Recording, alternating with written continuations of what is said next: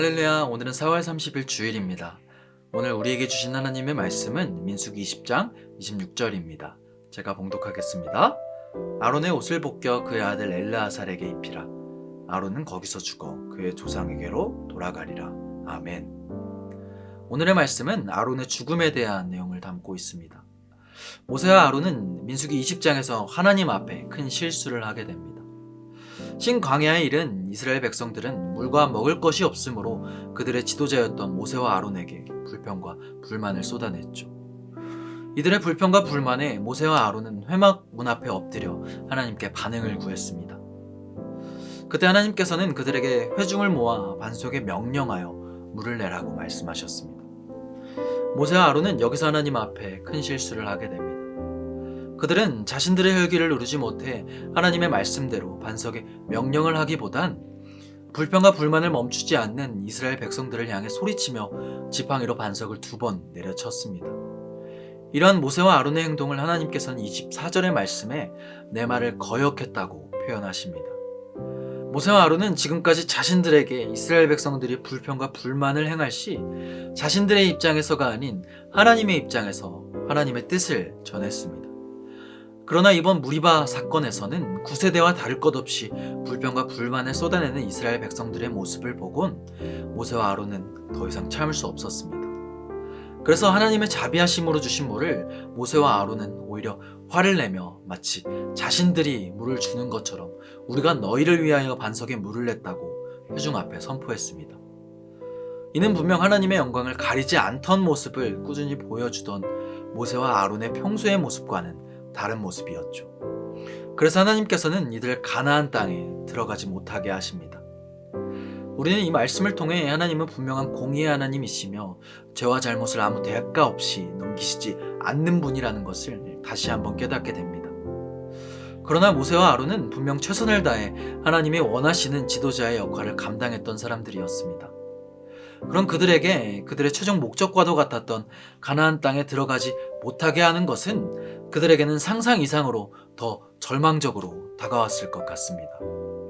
심지어 아론은 지금까지 제사장의 역할을 감당하던 사람이었습니다.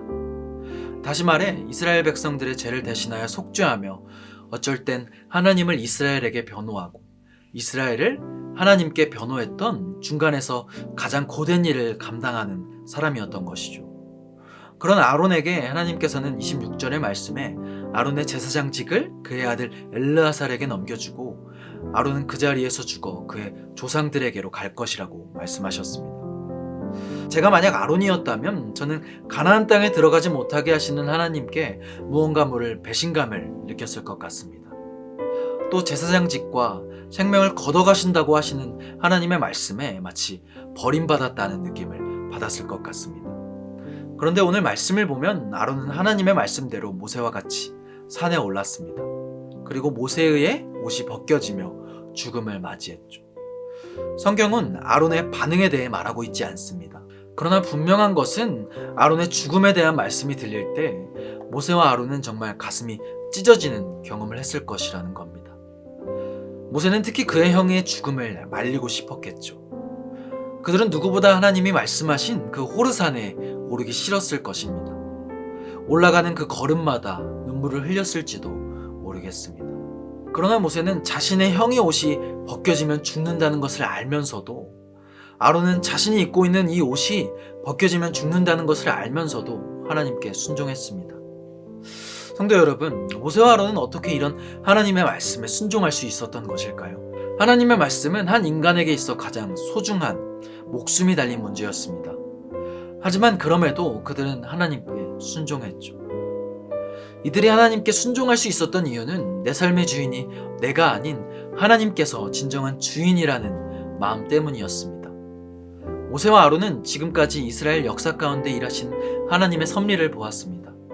화도 내시고 벌도 주시지만 하나님은 누구보다 이스라엘을 사랑하시는 분이시고 자신들을 지키시고 사랑하시는 분이라는 것을 모세와 아론은 피부로 느꼈던 것이죠. 모세와 아론은 지도자의 자리에 있었지만 그들은 알고 있었습니다. 진짜 이스라엘을 이끄시는 분은 오직 하나님뿐이시고 자신들을 이끄시는 분도 하나님뿐이라는 사실을. 우리는 이런 순종하기 벅찬 상황 속에도 순종으로 우리를 구원해 주신 분을 알고 있습니다. 그분은 바로 우리의 예수님이시죠. 예수님도 모세와 아론과 같은 버림받음을 경험하셨습니다. 예수님께서는 무리들에게 잡히시기 전날 밤 이 잔을 내게서 옮길 수 있으면 옮겨달라는 기도를 하셨고, 잡히시고 난 뒤 십자가에서 엘리 엘리 라바 사막다니, 나의 하나님 어찌하여 나를 버리셨습니까? 라는 고백을 하셨죠. 이처럼 예수님께서도 하나님의 거절과 버림받음을 경험하셨습니다. 사랑하는 성도 여러분, 모세와 아론이 경험했듯이 예수님도 하나님께 거절당하시고 버림받으셨습니다. 하지만 예수님의 버림받음이 없으셨다면 우리는 죄의 문제를 스스로 해결할 수 없어 꼼짝없이 지옥문 앞에 선 삶을 살거나 지금까지 동물들의 피로 제사를 드렸어야 했습니다. 예수님의 버림받음은 우리에게 구원이 된 것이죠. 이처럼 하나님 앞에 자신을 내려놓는 것은 하나님의 일이 선이라고 믿는 것입니다. 설령 그 일이 우리가 이해할 수 없다고 하더라도 그 일을 행하는 동안 모세와 아론의 곁을 지키셨던 하나님처럼 하나님은 우리와 함께 하실 것입니다. 아론은 죽지만 그의 조상들 곁으로 간다고 했습니다. 또 아론은 죽지만 그의 아들을 통해 이스라엘의 제사장이 이어진다고 했습니다. 이처럼 하나님께 순종하는 길은 하나님께서 책임져 주시는 길입니다. 하나님 앞에 우리가 더 많은 것을 내려놓을수록 하나님은 아론이 죽은 이후에도, 그리고 남은 그의 가족도 책임져 주신 것처럼 우리를 책임져 주실 것입니다.